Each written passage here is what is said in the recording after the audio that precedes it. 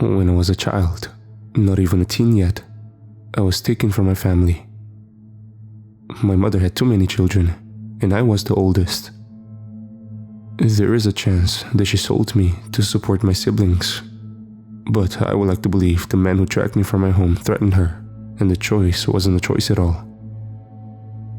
For the next 10 years of my life, I lived on fishing boats, very rarely going ashore. That happens fairly often where I was born.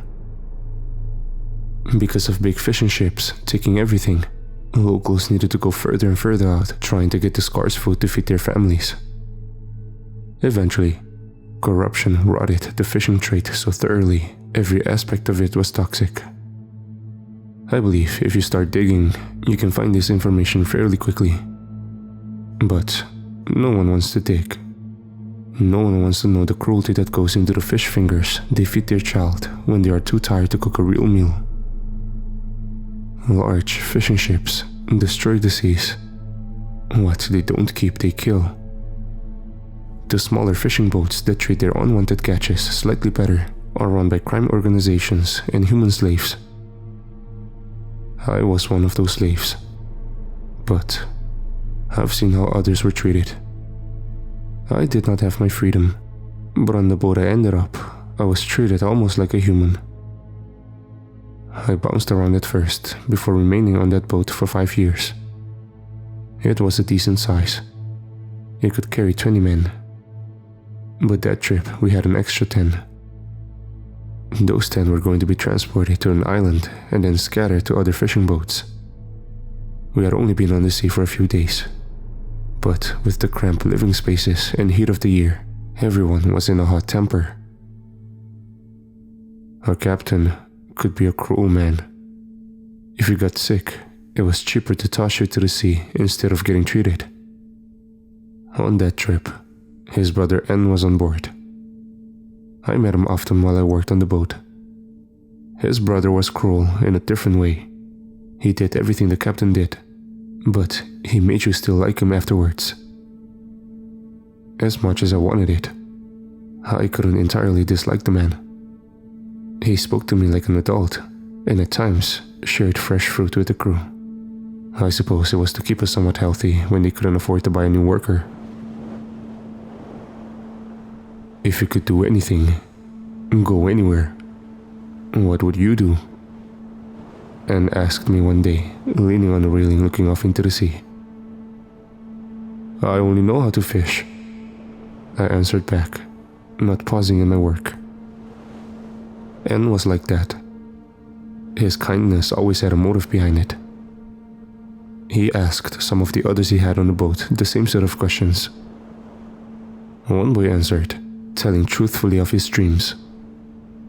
Anne quickly got into the boy's head and found out that the boy and another man had a plan of escaping the boat. I never saw either one of them again. I only hope they were sold somewhere else and not dumped overboard. The last time on that boat, Anne approached me again, trying to get me to open up about how the men were feeling. I knew he only wanted to know if a mutiny was brewing due to our poor conditions. How long have we known each other? 5 years? You've grown so much, it's almost like you're our own child. How about you come up to the captain's room for a cold drink? The heat is gonna kill someone today, and I would like it if you live till tomorrow. Anne was smiling at me, fully expecting for me to agree. I knew his plan and wanted to dislike him for it, but he made it impossible. No thank you, I'll be fine.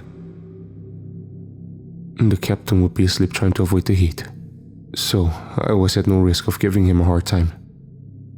But if others on the boat saw me getting close or any kind of favoritism, my life would become difficult.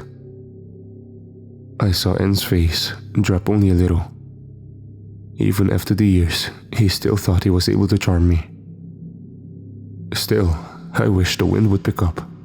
At this rate, we'll have to add an extra day to our trip. Anne commented. For a few hours, the wind had been calm. Then, stopped altogether.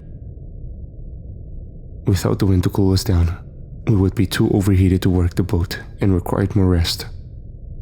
Because some men were promised to others, the captain had to take care about their well-being. I only nodded in agreement with N staring at me. He planned on getting into my head, but gave up for the day. He would offer a different man the cold drink to try and get an inside look on how the crew was feeling. After he left me to my work, the oddest thing happened. Something I had never seen on the sea before. A fog rolled in. We saw it coming and tried to get the boat moving to avoid it, but it just swept in at an unnatural speed. I had of course seen fog on the ocean before, but never without a difference in temperature, and never so fast in the middle of the day. I was on the deck when it happened. I stared off, trying to see something in the dense mist. N had come out on the deck, looking as confused as the rest of us. "Is that an island? Are we off course?" he asked, his calm voice breaking. I could see a darker mass that did look like some sort of land off in the distance and through the mist. But we shouldn't be near any land. It wasn't another ship. The shape was all wrong. It had to be an island, even though I had no idea how we would have gotten so off course. "We'll just have to wait out this mist and see where we are," I said, trying to keep working even though my hands were shaking. I couldn't explain it. It was just mist, but the strange nature of it unnerved even myself. I was so busy trying to stay working, I didn't notice a different man go to the railing of the boat and peer down into the sea. I did not know his name. It was easier on a person not knowing the names of the people who passed through. "There's a person down there," he shouted, panicked. I got up and rushed over to try and see what he was pointing out. Anne came beside me, and we all looked, spotting a pale form in the water. It was hard to see through the mist. As we were straining to see, another form came up. This one darker and easier to see than the first. Then another. Then another. Soon, the ship was surrounded by human-shaped forms bobbing in the water. "Did a ship crash?" the man asked, his voice dry and shaking. I was frozen by the sight of it all. Breaking out of my shock, I ran over trying to find anything to toss out to try and save these people, if they could be saved. I was away from the railing when I heard the sound. I expected screaming or pleading from the people in the sea. But it wasn't that. It was a pleasant sound. A sound of voices mixed in with some sort of wind instrument I had never heard before and never had heard since. My stomach turned into a ball of excitement. It fluttered with the music that surrounded the boat. I saw the other men come on board, trying to find the source, their faces unable to be seen through the mist. Then, I heard the first splash. Forgetting the strange pleasant feeling, I turned my head just in time to watch a man jump over the railing. And then another. I saw N's form and rushed over to pull him away just as his body was starting to move, trying to get off the boat. He thrashed in my arms, yelling at me, pleading to let him go. My years of hard labor made me stronger than him. If I could tie him down, I could move on to the next person trying to save them as well. I regretted I could only help one person at a time. I didn't know why I was trying to save N first. He was the only man I could even remotely consider a friend, even after all the horrible things I had seen him do. As I was trying to save N, the men rushed to the railings, jumping off, shouting they heard their wives singing. For their unmarried ones, they were excited, shouting about hearing female voices and how they could see such attractive young women in the ocean, just waiting for them to be saved. It was all happening so fast, I almost ignored what N was shouting. My daughter! She's out there! Let me go! I have to get to her! I knew she wasn't dead. I just knew it. Her mother was lying. I didn't harm her, so let me go. My shaking hands was having trouble with the rope. I was almost able to get Anne tied down, but stopped when those words sank into my mind. The other men were jumping out in lust, completely overtaken by the song. They were seeing the women they loved were just women they could love. And yet N was shouting about his daughter. The look in his eyes and how he struggled to be free made me nearly sick. I didn't confirm my feelings. I didn't need to. Everything had happened so fast. By the time I let N go into the sea where he belonged, the rest of the men had rushed out, leaving it impossible to save anyone. There had been innocent people on that ship, but I wasted my time trying to save the one that committed such a horrible crime in his past. I couldn't let myself think of it. I just let him go and watched him in his glee jump off the side without any hesitation. I knew I was alone, but I still heard the song. Standing in the middle of the deck, looking out at the bobbing shapes, I still felt a fluttering in my stomach, but not the same pull the other man had. I stood waiting for something to happen, and I think the source of the song was also waiting. It knew I was still on the boat, so it sang, trying to lure me to the sea and with the rest. Slowly, I walked over closer to the railing to look out, but not to jump like the rest. In the water, the human shapes had their heads peeking above the surface, singing to me. But nothing else. I didn't see any signs of the crew in those waters. Eventually, the song stopped. I think whatever was making it knew I wasn't going to the sea. Suddenly, the boat rocked as if something massive just passed beside it, or underneath it.